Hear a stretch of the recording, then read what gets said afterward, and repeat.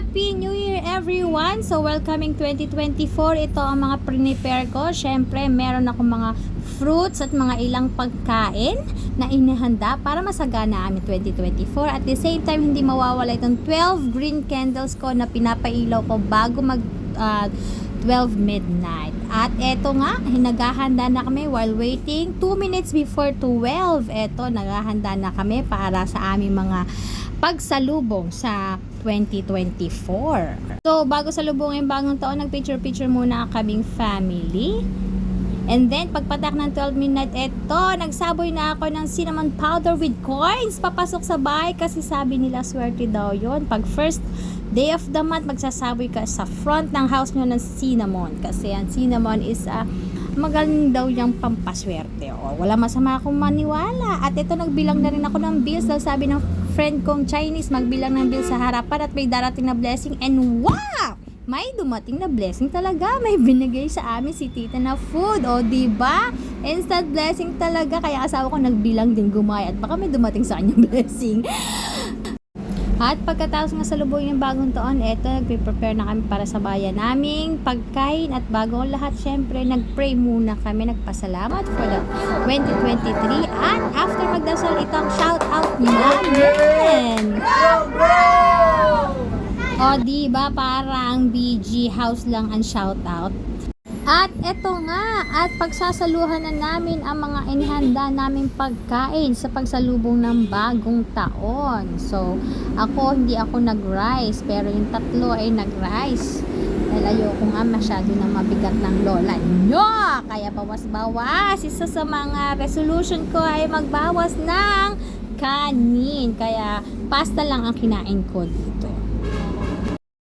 At pagkatapos ng aming celebration, lumipat nga kami sa bahay ng inay ko. Malapit rin lang, walking distance. At syempre, meron kami yearly salubong din dito ng bagong taon na hindi mawawala ang pag-games. At ito nga una namin nilaro, ang yes or no, na kung saan si Martin ang nanalo. Napakahalaga na salubungin ng bagong taon na may ngiti dahil para buong taon kang masaya. At sinunod namin namang laro ay ang bago ng Showtime, ang Tupac Nurse. Kaya pakinggan nyo ang kaligayahan namin.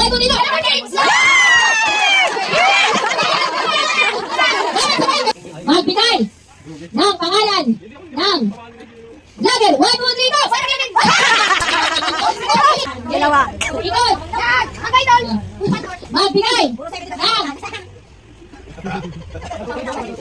Magbigay ng kulay. Saray mo! 1, 2, 3, go!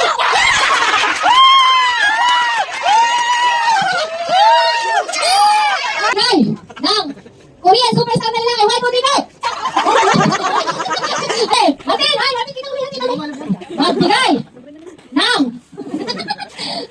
ng pangalan ng singer ng Pilipina. 1, 2, 3, go!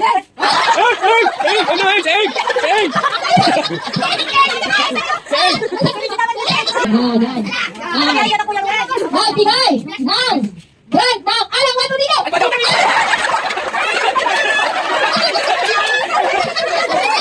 Ng pangalan ng tita maganda. 1, 2, 3, go!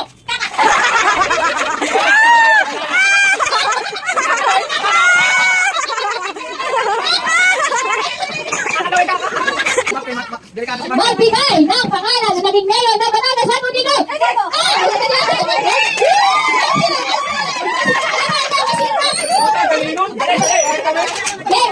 Pagaling natin.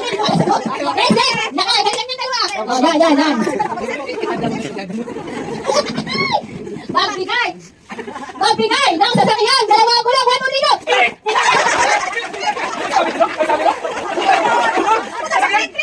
Pangalan.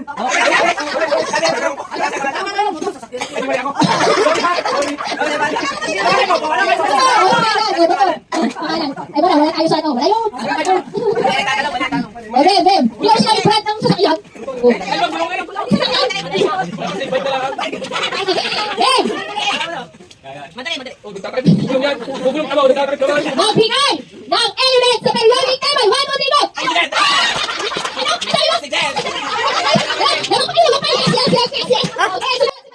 Tunay ngang kakaibang celebration ng pagsalubong ng bagong taon dito sa atin sa Pilipinas. Kaya naman marami tayong mga kababayan na OFW na kapag ganitong holiday season ay gustong umuwi ng Pinas.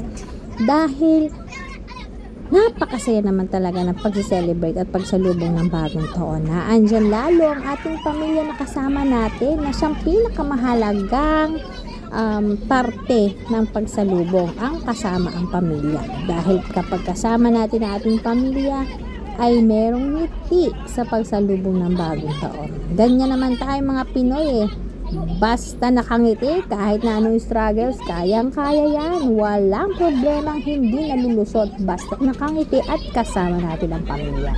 So everyone, Happy New Year! Welcome 2024! At nawa ang bagong taong ito ay maging masagana sa ating lahat. God bless us all and maraming salamat po sa panonood.